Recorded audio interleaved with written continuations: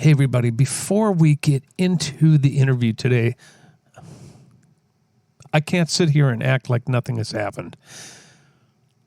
A week and a day ago, George Floyd was murdered by 4 police officers and has sent my city, Minneapolis, where we're based, and so many other cities into chaos, and with good reason. Police brutality against black people is nothing new. Thank God that woman took those images that now have set the world on fire so we can see with our own eyes what black people have been dealing with forever. Everybody here at Music on the Run loves Minneapolis, loves our black community, and we will figure out a way through this.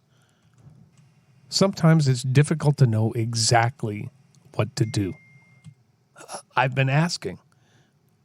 I think right now the best thing that I know how to do is listen, educate, and financially support our community and the rebuilding of our community. There's been so many minority-owned businesses that have been victims of arson and rioting. And now the problem is when these landlords rebuild these buildings, some of these businesses won't be able to come back because the rent's going to be higher. We need to put our money where our mouth is and help support the community, your community, my community. Directly here in Minneapolis, the family of George Floyd has a memorial fund on GoFundMe.com. Dollars are needed at the NAACP Legal Defense Fund. Black Lives Matter can use your funds. Communities United Against Police Brutality can use your funds, and so can the Minnesota Freedom Fund. These are just a few of the funds that you can support. Minneapolis, you are my hometown. I live here. I love you. We will be better. We have to be better. We have to be aware. Our eyes can no longer be shut. We know what we're dealing with here. So keep your eyes open, look out for each other, and stand up for each other. Thanks for listening. Now check out this great interview with Mr. Dave King. Hey everybody, St. Paul here. Welcome to episode 14 of Music on the Run. I'm on a run, as a matter of fact, 7 miles today, but I wanted to introduce you to our next guest, drummer extraordinaire, Mr. Dave King. He is next on Music on the Run.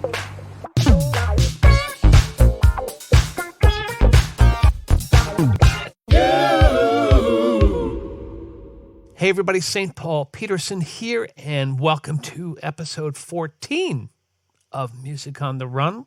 Again, you're in the Peterson family basement where a lot of notes have been played, rehearsed. We've had some incredible hangs down here in this basement, and it's fun to be broadcasting from here. My next guest is an incredible musician, a composer, drummer, pianist, comedian, a radio host, and a founding member of Happy Apple and the Bad Plus, who always is on the search for what? We'll find out in this episode. Please welcome Dave King. Dave, how are you, man? Thanks for taking the time to come on, man. Where are you right now? I'm in the border of North Minneapolis and Robbinsdale. I was in downtown St. Paul, and then I got a new place in this area, near the Victory Memorial Parkway, that area. You know that? Oh, great. Yeah, of course. Yeah. So a couple blocks from North Minneapolis. You and I have been trying to hang out for months. We have, absolutely. I've been trying to hang out with you ever since I saw you in Purple Rain. Well, that's 35 years ago, but who's counting? I tried then. It didn't work. You were just young enough, a little bit younger than me, so I suppose we kind of like ships I'm passing. younger. You look younger than me. I am younger than you. That's the trade-off, Paul. I'm not sure about that. Hey, look, I'm going to try your hairstyle next, by the way. That's going to happen sooner than I want to, but I'm okay with that. You look good, man. You look good. You look good too. You look good too. So tell me how, by the way, you and I, we're the same, you and me. You had a paper route for how many years? I had for 8 years. Who did you deliver? What paper? I delivered the Star Tribune, Minneapolis Star Tribune. Me too. And my father, can I tell you the story real quick? I wish you would, because this is the good stuff. Okay, this is the good stuff, and I'm glad this is a genius podcast because this is the only interesting stuff. You and I know that. The rest is all fluff. The music stuff is like, what are we explaining here? I don't know. I don't know what we're doing. No. I don't know if you know what we're doing. I don't. Right. But my father was in the military, and he was born on a farm in North Dakota, probably in that order. He was in the military, and then he was born on a farm. That's how abstract he is. But anyway, the point is that he was had this ethos of get up in the morning, and what doesn't matter if we're not on a farm, you're going to get up in the morning and do something, work like I did, the chores and the blah, blah, blah. That was his thing. And so when my older brother and I was 6 and he was 7.5, and my dad was like, we're getting the paper out. You guys are going to get up on Saturday and Sunday morning at 5 a.m. and do the paper out. And then Monday through Friday, after school, you're going to deliver the Monday through Friday paper. So it was 7 days a week. And I did it from age 6 till 14. 6? 6 years old. How do you deliver paper? How do you do that? This is true. And so on the Sunday papers are really big, and we'd have to make them. And then we would load the two parts, the components of the Sundays, because they load the comics. You load the comics in, and then he would drive, and we would walk in the snow or anything, and my brother would take one side of the street, and I'd take the other side of the street, and he would put the paper together and stack them in the back seat of the car, and we would reload 2 or 3 at a time, how many you could carry, and then the older we got, we were able to carry more. Saturday paper was no big deal because it's thin. You just take a bunch of them out of a bag and just go through the snow. I was 6 years old doing that. That's a true story. That is unbelievable. I said, hey, I think having a paper route is cool. I mean, I did it too, and I remember my mom, and you know who my mom was, Jeannie Arlen Peterson, this great jazz pianist. She'd probably gig until 2 a.m, and then I got up. I'll never forget this. One time there was a blizzard, and I had one of those yellow paper carts that were kind of, remember those? Yeah. Okay, so we had a paper shack where we'd go get our papers, stuff our papers, put them in the cart, grab our bags. But this was back when we would get 2 feet of snow in a single snowstorm. Yes. So this kid at 5 a.m, the plows aren't out. I'm trying to push this thing. So Mom says, I got you, honey. So she would drive me after the gigs, and I'd go deliver my papers. But I'm telling you, that made me a man. What it made me do is it made me say, I'm never going to treat my children that way. You're not going to work out of the womb. Oh, man, all it did was I got to live the fantasy of being one of those dads. It's like, you can sleep in. You can go to church if you want. I don't care. Yeah. You were the opposite. I am the opposite in many ways, but one of them is I get what you mean. Like we had to do that, and we had to work for it in that certain way. And I get the thing. Your mom taking you after gigs, that's fantastic. My dad had a little bit of more of a military approach. Yeah, right. I hear you. He was a little bit like you'd be asleep and your bed would get kicked. So can you imagine, Paul, like this is why to this day, man, when I'm on tour and somebody is really trying to move the lobby call as early as like everybody's sweating the airport and I'm the one going, dudes, this is a puddle jump from Germany to blah, blah, blah. This is nothing. You know, we're going from whatever to whatever. We don't need to sweat this so much. I'm still the last one out of my room. Like I don't keep people waiting like in a sort of negative, selfish way. But I'm the one the night before saying, I need 50. We can carve 15 more minutes here. Pushing the envelope. In America. Yeah, because I have this memory of like, it's 5 a.m. and all of a sudden a giant person is kicked inside of my bed and said like, get up. And that was literally what the words were. Get up. Get up. So there was a pastoral care there, I guess you'd call that pastoral care, right? So when I hear the term tough love, I'm always like, nah, how about just love? How about that? Yeah, forget the tough. Omit tough. Yeah, I'm like, well, I'm just going to do the love part with my kiddos. Everything seems to be just fine. I want to know what other weird jobs you had before you were able to do this like you're doing it now. I mean, yeah. Well, that's again, you're doing my dream podcast, man. You beat me to this, buddy. I had this idea for a while. I was going to do this thing called Know Your Improviser, and I was going to call like famous jazz guys that I sort of know and blah blah blah blah. Mostly from my generation, because the older cats, you know, I'm not going to. Call up Billy Hart and ask him, like, you know, hey, Billy, so Billy, can you tell me what your favorite cookie is? You know, all these things. But that's what I mean. Hey, look, that's what this podcast is about. And by the way, what is your favorite cookie? No. Before I became allergic to cinnamon, it was a snickerdoodle. How about that?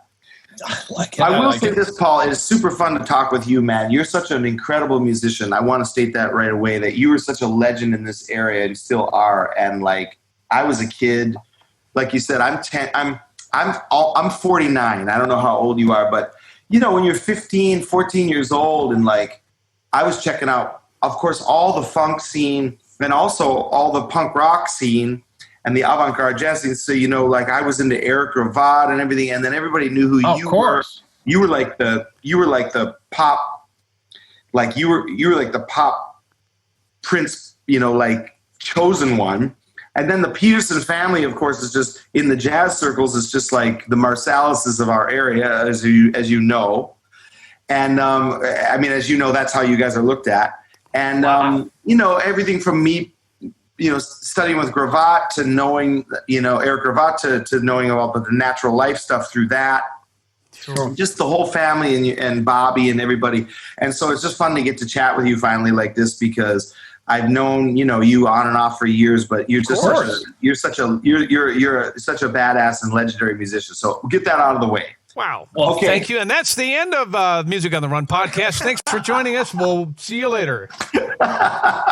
But anyway, and it is fun. It is fun to go back and check out Purple Rain, and there you are. It's hilarious, man. I got questions. Don't blink, man. Don't blink. You'll miss my 35 seconds that I'm still getting a check for. I'm sure that you're bombarded every time you talk about how much you and Prince were a vibe on and off, I'm sure, over the years. But anyway, my point, I'll tell you one fun Prince story with me and him, but please, I'll tell you that in a minute. Please. But okay. Some of the jobs I had were the paper out, of course, and then post paper out, and I have a fun story about that, is all the money from the paper out was taken and put into an account for my education later. So I never got to spend any of it either. And then the brutal part, Paul, is that my older brother, who did it with me, he was kind of a ne'er-do-well in the high school years. He ended up somehow hacking into my account, and he took the money. Older brother. My older brother took all of the money that I made as a paperboy, and he took it and bought drugs with it. Did he? Did he share? No. He bought drugs and sold drugs. There's a book here, The Paper Route Drug Money. Yeah, how's this for some Freudian Dave King stuff for you, man? Woo! I mean, I've been wanting to use my name in the third person for a while, by the way, and you can. Did you see that? Third person Dave King Day today. There we go. Why not, Paul? I've lost everything else, so I might as well just start referring to myself as the third person. I think you should. So it'll make me so I feel like this version of me didn't lose everything. So he took the money, and I was going to buy a car because I was going to move right out of high school. I went to New York for a while. I was going to try and check out the scene. I was only 18. I'm like, oh my God, 18. I wasn't in music school. I didn't go to music college or anything. I didn't have the money for any of that. Right. And so I had my paper out money, though. I'm like, I'm going to buy a car. So then it was like, then the money was gone. And I was just like, wait a minute, how did he do that? He got like a bank book. He found a bank book. He did something. And so I was like, oh man, my mom felt terrible. So I got this cheap car for my high school graduation. Whatever. Anyway, during high school, I also worked at Orange Julius, man. Really? That was a gig. Come on. Yeah, exactly. Talk about an employee discount. You know what I'm saying? You drank the store dry. I did. And a little aside, a fun anecdote, if you will, is Orange Julius in the early days, Paul. Do you recall this? Do you ever have an Orange Julius, man? Of course. Of course. In the early days, you could get a raw egg put in it. I don't remember that. Yeah, for like protein. So the protein blast in the 80s was a raw egg. Dang. Yeah, it's just like, was that some a little food violation? I have no idea. A little salmonella with your orange juice. Get that out, man. I tell you. So you would make the thing, and then you crack a raw egg in it and do the mixer. Oh, sure. Foam it all up. There was clearly something in that powder that desalmonellized or whatever you call it. Evidently. Yeah. I worked a ton of gigs, man. I cleaned the Sears Automotive Center on Saturdays and Sundays. I used to clean the Target office buildings, and I would wear headphones and listen to like Cecil Taylor, and I really got into a lot of avant-garde music. Clean It, Sun Ra. Think about how abstract that is, man. I'm walking around and like dumping in high school, dumping garbage cans from cubicles and their ashtrays because people could smoke in their areas of the thing. And so I'm dumping ashtrays. I got my headphones, my Walkman on. Tapes, cassettes of Sun Ra and, late period Coltrane and, any Coltrane, but 60s on and all this stuff. And I'm just cleaning office buildings, taking all that stuff in. That was basically my high school years. Woo. So you're listening to all this stuff. How does a kid who grows up in Minneapolis, surrounded by Husker Du, Prince, Camp, Terry Lewis, Jimmy Jam, Replacements, Natural Life, Eric Cravat. How does this shape you musically? It seems like you would be quite confused, actually. It's a great question, and something I really, I'm very proud to kind of be from this area because I think and that's why I moved back here. I lived in Los Angeles for many years after I tried out New York. I lived in Los Angeles for many years, and I moved back here and started playing right away with some people that I consider to be highest level musicians, Anthony Cox and Bill Carruthers and people. That's how I met you guys. Right. And playing the old artist quarter, meeting Billy and knowing, because I moved really out of here when I was 18, so I didn't really know. Joe Police was my main teacher. Oh, he's great. He's fantastic. And he really hit me to a lot of stuff. That's how I got to know Cravat and got to know the band Kaminari that they had in the 80s. Got it. With Dean Grandross, who was one of my great heroes. And I really gravitated towards those guys, Cravat but I really feel very fortunate to be someone that was able to seek the music out, before the internet, before the end of LPs. I'm still from that last period of where you went to the library to check out records. Right. And you really had to be hungry for this stuff. And so since I was so into it all, like so into the R&B scene, so into the Husker Du punk Minneapolis early Soul Asylum, all ages shows, seeing Bad Brains at all ages show, seeing Sonny Chirac play Ronald Shannon Jackson playing 7th Street Entry. I mean, I was there. Wow. I was that kid that was like an omnivore relationship with all of this. So while I was working on my straight ahead vibes with Joe. Yep. Joe Police, fantastic, incredible big band player as well, of course we know. And he really was like, okay, Dave, we're going to ground this stuff, all these influences coming. And then he said, you got to check out Cravat and all these things. So I was a Cravat disciple. And then it just led to me, I was always going to the Dakota, always going to the Walker, any all ages things I could get into. And then the Dakota would let me in to see people, and my dad would sometimes take me to see people that were playing Branford Marsalis. The Guthrie used to have a ton of shows, by the way. Remember that? Sure did. Yeah. I saw Wynton Marsalis 10 times in the 80s. He was there all the time. Branford, then Sonny Rollins. I got to see all these legends and then go to the Walker and see the avant-garde cats. So Bill Frisell would come in with Joey Barron and Jerry Allen with Verona Clough and Henry Threadgill. And so for me, it was all just the best music. It was just for me like, oh man, getting to know, getting to be friends with Michael Bland and getting to see you guys play and getting to all these things. It was for me, I just took it all in. It was just like, I didn't see a hierarchy in the relationship of that music. I never saw like the funk thing as a more like just like a visceral groove thing. I saw it as a insanely sophisticated, which it is. And the same thing with the punk rock thing, where I saw it as very intelligent reaction to things. I love the raw nature of it. And then I started to build those gaps between, the jazz that I loved from every era and the rawness of things and the humanity in that, all that music, and then the center of the groove of these things. And to me, it just became this omnivore thing. And then when I moved out to LA, I was interested in just playing everything. So I wanted to be able to do studio work.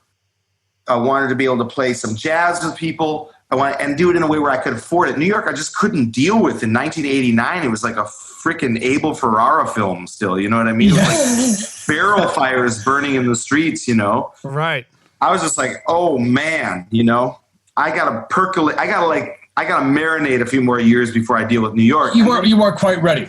No. I hear you. I know that one because I went there once upon a time, and I was probably 19, 20 years old, from the Midwest, carrying a briefcase into Central Park, and people were like, I thought I was going to die, and I had to go back and check myself into the hotel and go, you going to dive unless you change, like you said, marinate a little bit more. Yeah. For me, it was like, a lot of people would go out and they would be in school, but I didn't have that cocoon of a school. Right. So for me, it was more like, okay, well, how would I inject myself into anything? I'm 18. I'm not even of age. Right. I didn't have any real friends there at that point. So for me, it was more like just checking the temperature. I knew I wasn't going to stay. And so it was like, okay, I'll go crash on the floor of some people's, that were in school. Excuse me. And then I went up to Boston and checked it out as well, even though I got accepted into Berkeley, but I couldn't afford it.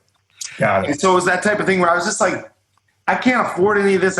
But LA was like, well, maybe that's that idea where, if you talk about being a professional musician in other cities, mid-sized cities, you might know, man, it's like you come from a very heavy musical family, but when you don't come from a background that's like, there's some artists in the back. I mean, my grandmother was a ceramicist, so there was art in the family. Okay. But it was more like, when you mention you're going to be a professional musician, it mystifies any structure. They're just like, what do you mean you're going to like play what hotels? And I'm like, no. I'm going to try and take this all the way, And then it's like, what? I wanted to be involved with like a scene where if you talk about, in LA, you could say anything to anyone at any time and they just go, yeah, of course. You could say, I astral projected this morning and while I was going to, golf and then I was going to think about, getting the Carmen McRae gig after I astral project, and then the person goes, cool, yeah, I'm into that too, It's like it takes that to be successful, though. Right. I mean, really, if you don't have that kind of drive, yes, I believe it's hard to succeed. And I look at you because this is like our first time to actually get to chat, but I've been watching you for years and years, man, and you are a hustler. You do so many different things. You have so many different influences that I hear. I had a ball, by the way, researching for this interview, going through and listening to the 25,000 bands you're in, just kind of going, what is different about this? What's the common thread through all this?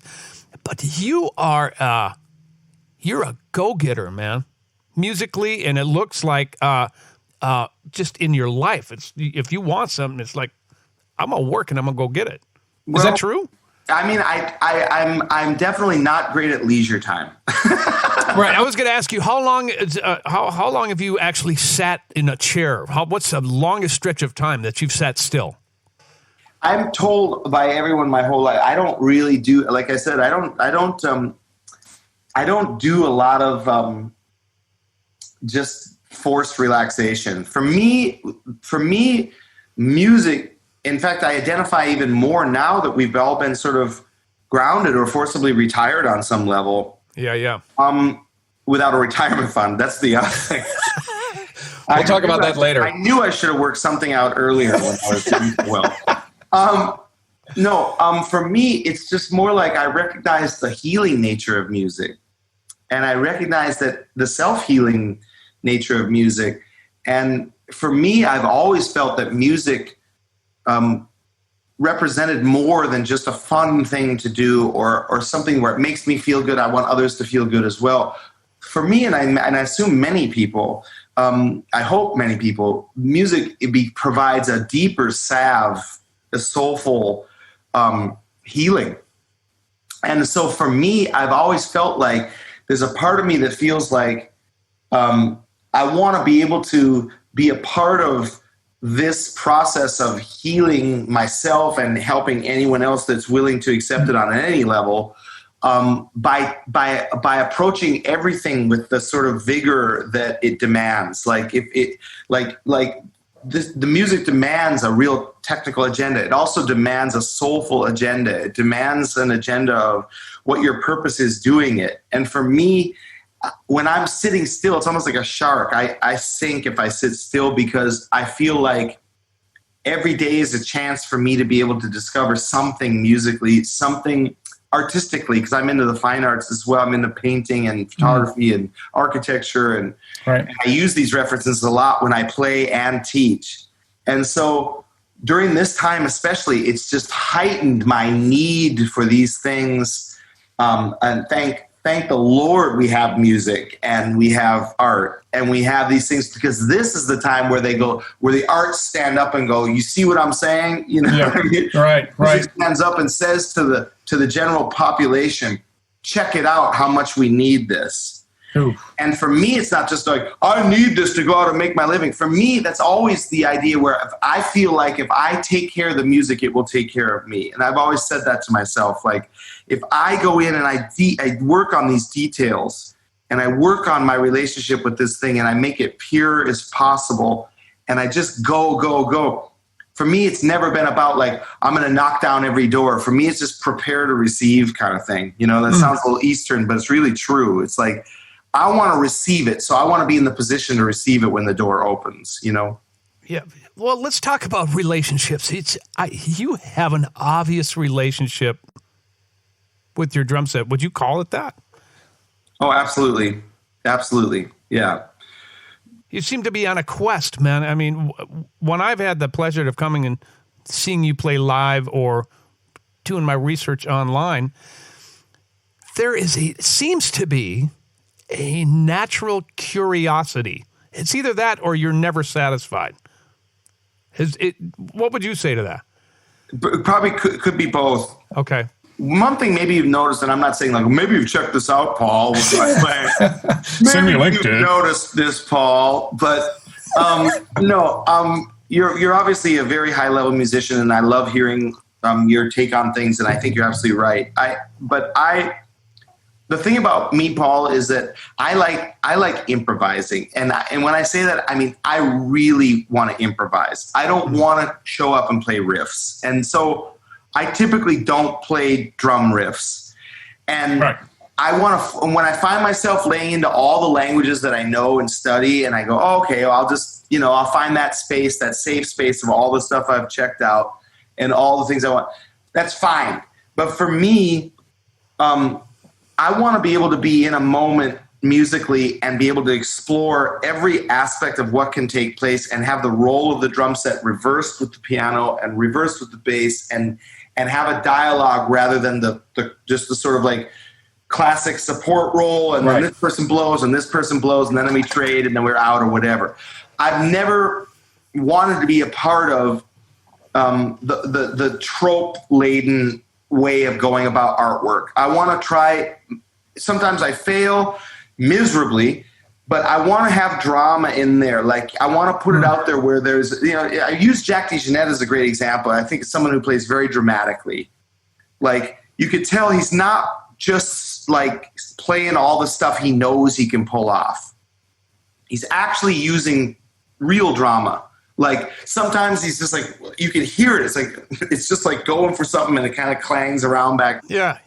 Like, wonderful, because he's not sitting there going, check this out that I worked out 1,000,000 times, or here's this GAD riff that I worked out from my video. It's like, man, it's not interesting to me. It's not enough for me. I mean, I'm into it on the level of like, hell yes. Yeah.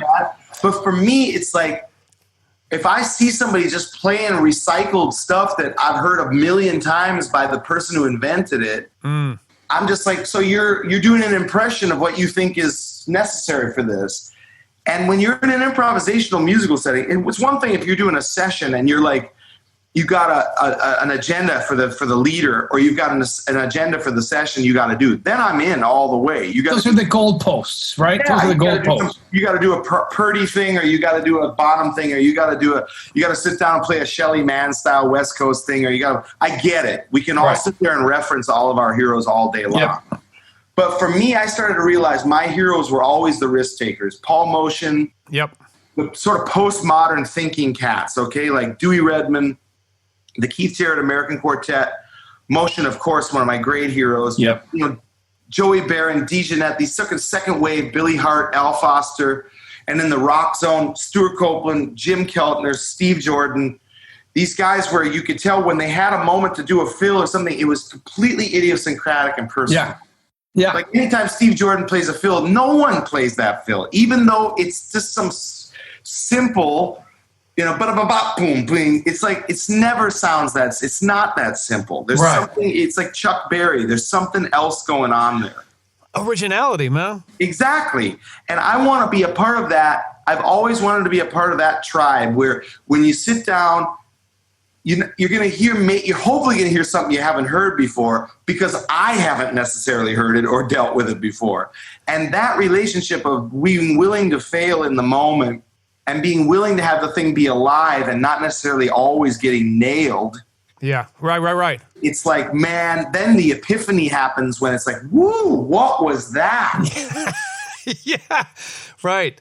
So you're living on the edge. You're living on the edge. Yeah, and I sing that every time. I can pump myself up by singing that line right there. Exactly. However, but it's talk about risk-taking, musical risk-taking. Is that the energy you thrive on? Is that what makes you stand out, do you think, from other cats? Well, if I do stand out in any way, I think in my peers talking to me or whatever, if I stand out in any way, humbly, it's that probably is what it is. From any interviews I've done to talks with my contemporaries, to talks with some of my older jazz heroes, who people who, like Billy Hart has said to me many times, like, I've never heard anyone quite like you, man. You're some other thing. And he goes, I can identify a lot of people, but I can't quite identify you. Right. What's interesting is I take that as the highest compliment. Of course. Where it's like, I know it's everyone's like, you can read it a couple different ways. Is he saying I'm some alien that he doesn't even understand, whatever? Right. And he's basically, is it a backhanded thing? No, in many ways. And cats from different camps have said this to me, where, of course, I go through massive amounts of self-doubt at times and massive amounts of, I'm someone that's very like, I don't walk off the stage going like this, hell yeah. Even if people are like, they've never done that in my life. I've been like, well, man, we live to get to do that. I mean, I'm a positive cat. I get off stage going, hell yeah.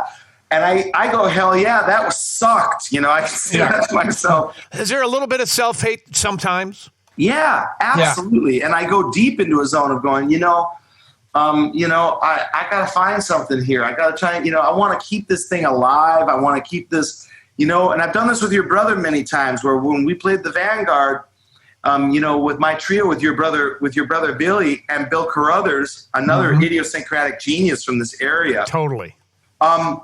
It's like we went in as I had the chance to play a Vanguard week of my own after playing there for years with the Bad Plus, a couple weeks a year for 15 years. Where they finally offered me my own week about 7 years ago. Right. And I was like, I could do the thing where you bring in the well-worn path or you bring in the outsider art cats. And that's what I did. And I was so proud of all of us that week, Billy especially, because there we were playing the Vanguard, repping the Twin Cities. We're playing the Vanguard. Twin Cities, baby. Oh, yeah. Exactly. And people were coming out and musicians were coming out to check out these two cats, Bill Carruthers, which people know in the sort of cultish way in New York. Yep. And Billy Peterson in this way of like, Billy's got his guys that know him. And then there's other generations of bass players who've never seen him before. Right. Guys from my generation, like Chris Lightcap and Reed from the Bad Plus and all these guys coming down. And there we were, man, not saying a word about what we were going to play, not talking about it, playing shit we've never played before. Just like looking at each other going like, okay, we're going to play like Someone in Love. And somebody just starts, and it's not just the normal impressionistic standards situation. It was real risk-taking. And to be able to have those risk-takers with me in the same way, your brother especially just kind of going, yeah, of course. I will tell you an incredible story, man, right now. Can I be tantric here and just keep going about your brother? He will love hearing this.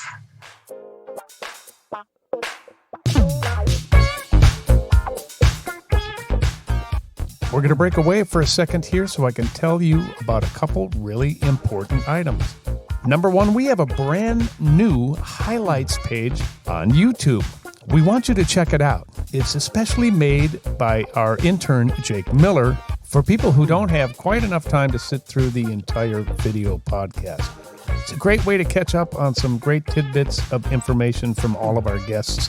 You're going to have to search for it, I'm afraid, just simply because we need more subscribers on there in order for us to get a custom URL. But it's Music on the Run Highlights.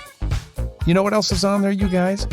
A brand new feature that we've been doing strictly on Fridays. It's called Funk Friday. Got to have a little funk for your weekend. We feature great musicians, some former guests, some future guests, and it's a little 1 to 2 minute vignette of us jamming and funking out. And it's a great way to kick off your weekend. It's called Funk Fridays, every Friday. Check it out. It's on the Music on the Run highlights reel. And of course, you'll find it on Facebook and Instagram as well. All right, let's get back to the interview. He will love hearing this. We're halfway through the week, and like I said, we're calling stuff, and we could just call really straight stuff too, like Body and Soul, and all of a sudden it's like a drone. Carruthers is doing this drone, and I've got like gong tones out, and it's just like a 1.5-minute long drone version of Body and Soul. I mean, stuff was happening all week like this because we were just like calling it, or somebody launches into something. And Carruthers, he will start playing some early Americana thing. Like I'm at the Vanguard and he's playing Strike Up the Band. You know what I mean? That's Carruthers for you. Oh, you can imagine how mystified some of the audience. I mean, just like in a beautiful way, though, in the most beautiful way of just gangster improvising. Oh, yeah. Okay? And your brother is there, again, just like ears, maniacal ears, Billy Peterson. And he's coming from that Peacock, LaFaro, really elastic school, which a lot of cats don't do anymore. Right. So he's in there, this from another generation. I loved it. I was like, at 1 minute he can play the most rational thing, and the next minute he sounds like Sun Ra playing a standard. Right. He's just over there.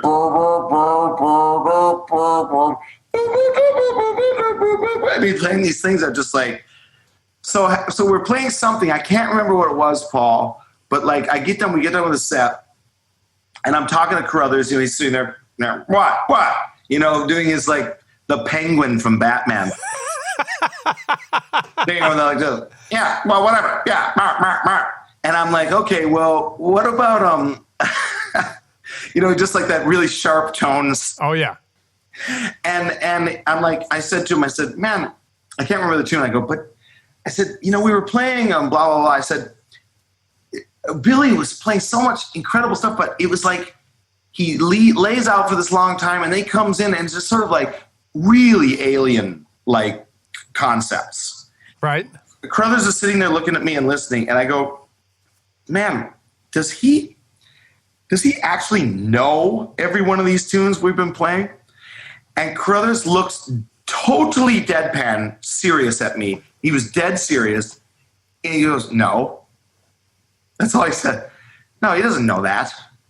And it was so genius. I was like, man, we're saying to each other on stage, do you know, you want to play blah, blah, blah. And Billy's just like, yeah, of course. And there's like Yeah. a couple of really obscure things. And you can see him, his ears are just so huge. He's just over there reconceptualizing the thing, laying out, jumping in whenever. And of course, Carruthers isn't leaving any roadmaps half the time. You know what I mean? It's not. Carruthers is like giving you a ton of like, oh yeah, man, here's my Ivesian chromatic harmony version of Let's Strike Up the Band. And you know, can't you follow that? You know, that kind of thing. And it's like, Billy, and he just looked at me, he goes, no, he doesn't know that. And it just hit me like, who is going into the Vanguard and like you're playing stuff that the whole band doesn't even know? And you're just going for it. And I was just like, yep, this was the correct thing. This was the correct crew, real risk taking. No one is relying on tropes. You know, no one's relying on comfortable spaces that they know they can pull off. Right. And it became a real like epicenter for me of like, you know what, that's what I wanted to try and display. Some sets were not good. Some sets were profound, you know. Right. And it was like some sets were like, whoa, some people were coming back and hearing one set and coming back 2 days later going, man, what is this band, you know? Right.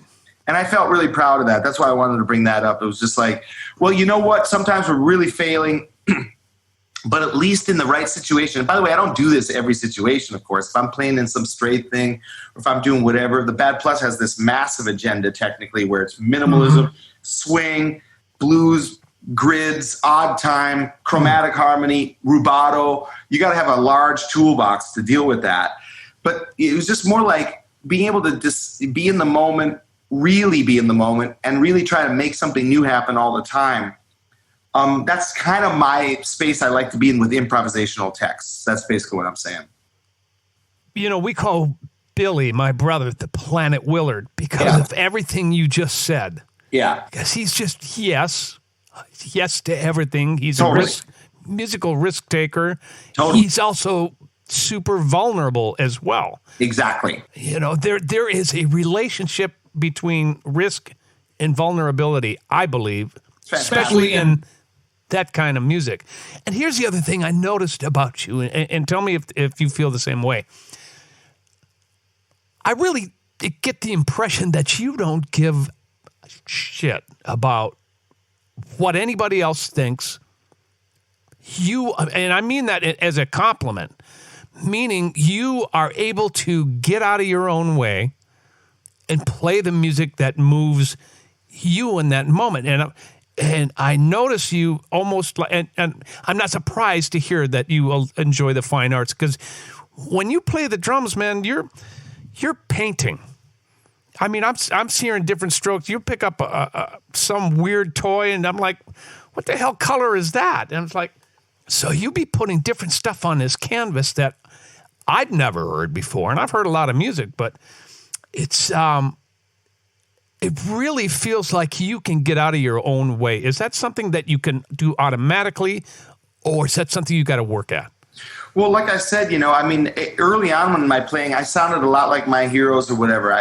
In fact, there's recordings of me in my late teens, early 20s, and I think I really sound, it's like it's really strong. It's really like, and then I went into a period of needing to find something original in myself. I was always attracted to the more original idiosyncratic players, Al Foster, all these people that when you hear them, there's like there's something up there that's different, you know, and Billy Hart, people like that. And also I wanted to be rooted in a historical perspective and a technical perspective. And the same thing with playing grooves or playing anything. When I went out to LA, I was playing studio stuff, playing a lot of songwriting demos with people, you know, playing a lot of avant-garde music, doing whatever. And then same when I moved back here, I wanted to be able to kind of like attract the right kind of risk taker improvisers. And in a way, for me, it's less about an aggressive, I don't give a damn. Yeah, right. For me, it's much more like if I'm overloaded with this sort of wanton need to please and all these other things, or wanton need to get over and get house and all of these things we know anyone can really do if they put their attention on that. For me, it feels less like an artwork in that way. It feels more like I'm doing a thing to make sure that I'm get everybody in. For me, it's always been more interesting to know that vulnerability, like you said, and your intent, if you combine vulnerability of risk-taking and being a vulnerable person with the intent of just, listen, I like this stuff and you're going to like it too. No matter how out it is, and Bad Plus has this ethos. We like this, you're going to like it too. We like Ornette Coleman. We think you will too. Doesn't matter if you've checked out all the Ornette Coleman. Doesn't matter if you're just an indie rock kid or a punk kid or you're a jazz guy or you're whatever. We like this. We think you're going to like it too. The intent is to not dumb it down, never water it down, make it weirder, make it more original, have it jumping off from all these different corners of your life experience, but never have the impetus be, I want to get over with everybody. And that's why the stuff I even say on the microphone is really surreal, because the thing is that the whole thing to me should be this sort of surrealist cabaret. It's like you come to see a show and people are really improvising. And when you're talking to an audience, I'm not going, hey, everybody, thanks a lot for coming down. And we've got this is my mic spiel and everything. For me, it's like, this is our space of improvising. And this is not a safe space. And it's not a safe space to listen to either. And some of it might not work. So I'm not going to sit on stage and go like, yeah, everybody, we're just going to nail it pro style tonight. It's like, for me, it's much more interesting to be someone who goes, here, we're going to go for it.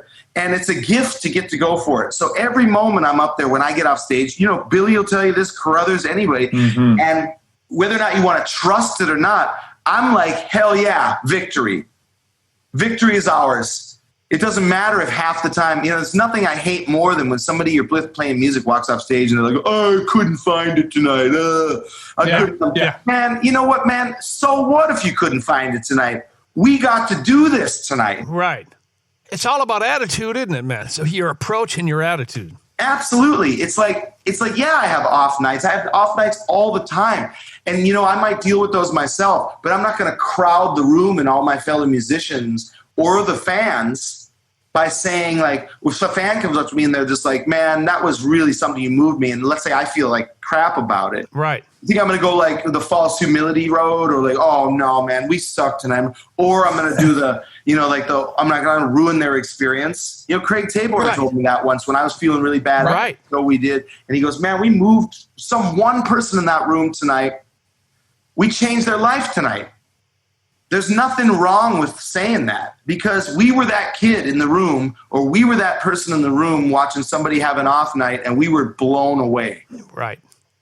So if you're going to sit there and like be a narcissist about it and be like, oh man, it can only be good if I thought it was good.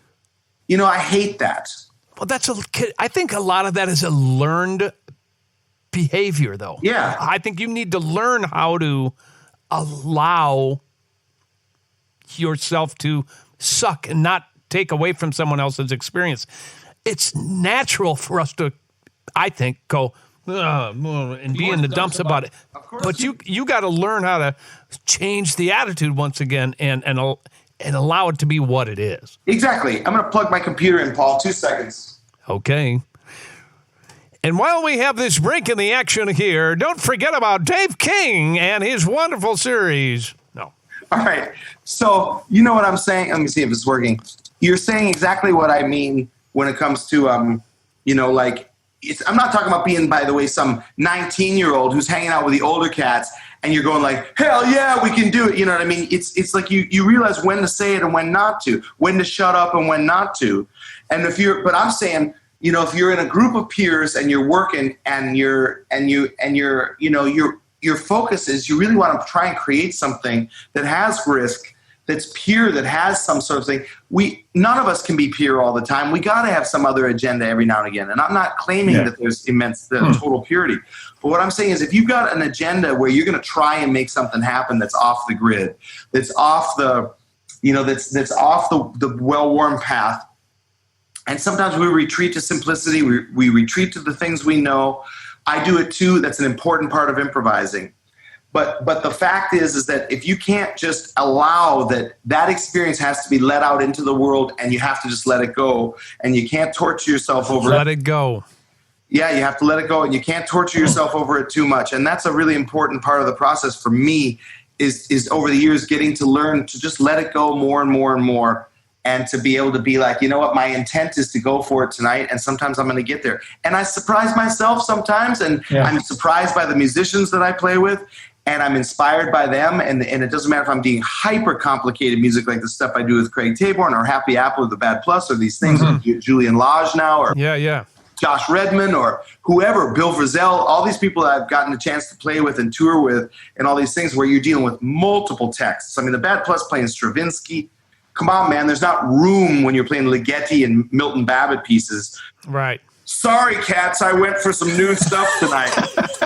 Well, Fired comes to mind. There's a time and a place to do it. Right. You know what I mean? But for me, when I have that opportunity, I'd rather hang it out there than to play it safe. And that's it. You know, that's where it all comes from. And sometimes it works, sometimes it doesn't. Let's talk about your creative outlets, because you've got so many of these. And in fact, before we get into the individuality of it, how do you juggle all the different things you got going on at the same time? Are you good at that? I'm not great at it. In fact, I'm also a very devoted dad, and my kids are now 19 and 15, but I had set rules when my stuff started to really pop off more internationally in the early 2000s. Kind of going from a more indie notoriety in the late 90s with Happy Apple into Happy Apple and the Bad Plus, both kind of getting record deals in New York a lot, working with different people. And then over the course of the first several years, I would turn down basically anything outside those groups. I was asked to do a few things here and there from some upper echelon jazz people where I didn't want to take anything away, including all rock people as well. I got offered the Jeff Beck tour once in 2001 when I played with him in the early 2000s a bit. Wow. Stuff would come around like that, and I would say, okay, well, I'm not going to take away I'm an original band guy. I'm an original musician guy. I'm a composer. I'm not going to, as much as I want to play with some other people that I would get offered things, I didn't feel like I could take away because I wanted to be able to be home when I wasn't doing that. Is that a difficult decision for you personally to turn down someone like Jeff Beck? I'd have a problem with it. I'd be like, Oh, yeah, absolutely. In fact, the last one was three years ago. Robert Plant contacted me about doing stuff. And that was one where I was like, oh, my Lord. Yeah. And, he came to see the Bad Plus, and we had he came to see me again with Julian Lodge. And you said no.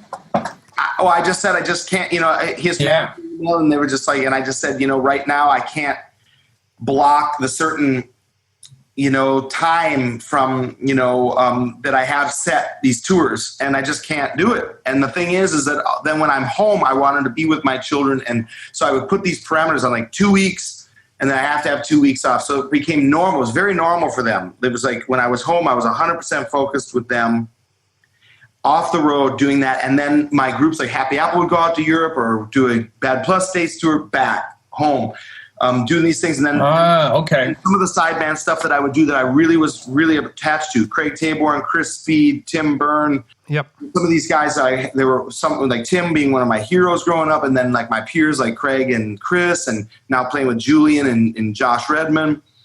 These types of things because I actually toured with Dewey Redman in the early 2000s. So I was like, playing with his dad, and then one of my great years. And then it was like, I only got to do a little bit of that, by the way, but it was like, I'm like, I'm out with Josh now doing these. It was fun to be the generations of the Redmans there. But the point is it was like, I would curate the things I felt like I could do and also keep my children connection. Like I wasn't just a ghost. I was with them all the time. They would come on the road. My kids have spent years on the road touring with me, having a blast, like coming out and do whatever. So for them, it was normal. But that's how I juggled it. And lately, before the pandemic, this last year and a half, I was trying to get extra money together for my daughter's college. Right. I lost a bunch of money during the housing crisis of 2008. I actually ended up having to sell my house for way less than I and invested in it. And so I was like kind of against the ropes as far as getting money for my daughter's school. So I was making it up by taking stuff, and I was going around the climb, out with Josh Redman, out with Bad Plus, out with Taborn, out with Chris Speed, out with Broken Shadows with Tim Byrne, doing sessions, doing records whenever I could. It just became a thing where I got the last year and a half before this, I was actually working. I mean, knock on wood, it'll come back, but I was actually pushing it too hard. It was like I was making up. My children were older. My daughter was already in college. My son's 15. It was like, you mind if I go out for 3 weeks? And he'd say, yes. And I would fly him to New York or something if I was there for a week. It's just the balance is difficult for me in general to be organized enough to be able to pull this off. I'm thankful to get to be able to do any of it, and hopefully it'll come back. Of course. But for me, it's always been a struggle to, always hold my kids there and my original projects first, and everything else that I want to do, I try and see. Whatever. I don't want to make it sound like, by the way, Robert Plant was making an official offer. It was more like he was testing the thing. But I want to make it clear that if I wanted to really go, listen, Robert Plant, I'm coming after that gig. Right. Who knows? I could probably. Right. Jeff Beck was an absolute yes. And then I've had Dave Douglas, other people ask me for projects over the years. I could start naming people and looking like whatever. But it's like, for me, it's always been like my own bands first, my family first, my own bands. And then from there, I'll see what I can do. And thankfully, I've been asked by some nice people to do stuff. But in the meantime, I'm just trying to juggle it and be a human being, which is difficult. Here's what's so important to this particular podcast, because it's called Music on the Run. And what you were just explaining about your family and the importance of your kids and how you show up for them is what not only the musical information we're trying to pass on, but the how to survive and thrive with your family while you're on the road. And a lot of people up and coming need to hear that it can be done. Yeah. A lot of people don't know how to organize that. Yeah. And a lot of people have different methods on how to do that. You say you're 2 weeks on, 2 weeks at home, 2 weeks on, or at least while they were growing up until this last spurt. Yeah. Or a week, whatever. It's less, hopefully. Well, yeah, but you make it a priority is what I'm hearing from you. It was, and in fact, I had early on stated that I'm not going to do. My limit was 2.5 weeks. Because sometimes going to Europe, you'd have to do, and I would say my limit is 17 days, and then I need the same on the back end, and it would become where we would sacrifice a certain amounts of a larger paying festival hits or whatever. I just held true to it, and I had everybody around me support it, like the Bad Plus members who grew up together, Happy Apple members who grew up together. So everybody kind of understood. Right. Since I was the first to have children or first whatever. And I had a very, very, very supportive, but she and I are still close, but my ex, the mother of my children, the very, very supportive backdrop of like, okay, we knew this was going to be with us. She wanted to be a stay-at-home mom. We knew we were going to be able to fly the kids and come meet me places, because even in those 2 weeks, they would come out a lot of the time. So my children got the benefit of traveling. You could see that they've traveled the world in the way that they are. They've seen the part of the world. They've seen a lot of America. It became a thing where I felt it was valuable to them. And since they knew no different, they didn't know that, like, oh, where'd daddy go? Of course it was difficult when there'd be a birthday that I would miss, or I feel terrible. And we would talk every day. Every day on the phone, I would make sure that I speak with them multiple times, ask about school, get on the camera when we could. In the early days of the camera, you'd attach to the key. Oh, boy, do I remember that. I know that as being a dad as well. It takes dedication. But I wanted this. This wasn't based on, like, my guilt of whatever. I needed to be there with them. Emotionally. I needed them more, hopefully as much as, hopefully they needed me as much as I needed them, because I needed them and still do. Of course. So for me, it was never about like, oh, I got to be off the road, or these sort of cynical relationships that people have sometimes with their whatever. The only way I could pull this off is having the support. Mm-hmm. And still do have that support. And that's the gift that I give back, is being able to be present when I'm there. Be able to afford giving them the food that they need to eat, giving them the shelter, giving them the education, making sure they're taken care of. And for me, that was what it needed to be always. Just I had to be connected to that and could never let it go. I think that shows up in your art, though, too. I appreciate it, man. It doesn't. I can tell what kind of guy you are by the way you approach your art, and it is art. What you do with the drums is yeah, you can bang, you can do whatever, but the way you paint behind that drum set is a sight to see. I want to talk to you a little bit more about your road routine. So if you're out and about, I'd love to know what a normal day looks like for you. Sure. And then I'm unfortunately going to have to close it down after this because I'm 2 and I have to start teaching again because I'm teaching. Totally got it. In fact, can I plug my teaching on your podcast? Would you please? www.drums.study is my teaching link. You can go there and book an hour or half hour. I've been getting lessons from all over the world. It's been wonderful. So thanks for the support on that. My daily routine on the road, if it would be the bad plus, would simply be wherever we are, we're going to get to the next place. I try to stay in shape as much as I can. Yeah, that's what I was wondering. Get into the gym whenever you can because it's so good for your brain. And it's hard, as you know, to get up and get going if you only got 20 minutes or a half hour and get up that much earlier and hit it. I try to eat healthy as well. In my early years of touring, I was putting on a little bit of weight because I was a drummer, and like you eat dinner, then you play, and then at the end of the show, you're starving. Getting right. Able to go to bed hungry. I mean, that's something when you play the drums, as you know, Paul. Like you eat dinner, and then you play a 90-minute set, and then it's like good night, and then you're in the room starving, And I just started to get used to the idea of taking care of myself again. And this is 10 years ago or so when I started to really get back into getting in shape again.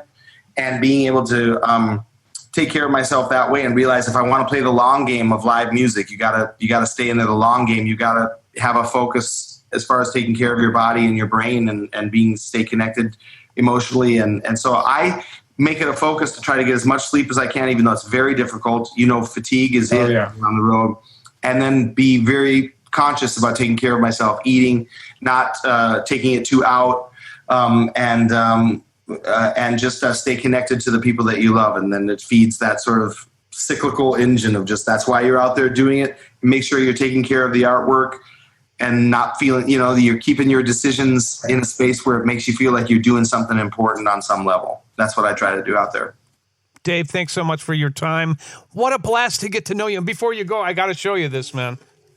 Can you see the signature on this? Yes. That's Elvin. Oh my gosh. That's so good. I have my Elvin autograph about 17 feet away from me right now on the wall. Do you? You and me. I'm telling you, I can't wait to hang with you in person. Oh man, Paul, we got to hang. In fact, I'm going to show you you got your Elvin one there just for the fun of it. I'm going to hold mine up. Okay. It's an old, yep. It's kind of glary in this picture here, or this light. That's Elvin Jones's. Oh, here's Paul. Then I got to teach this lesson.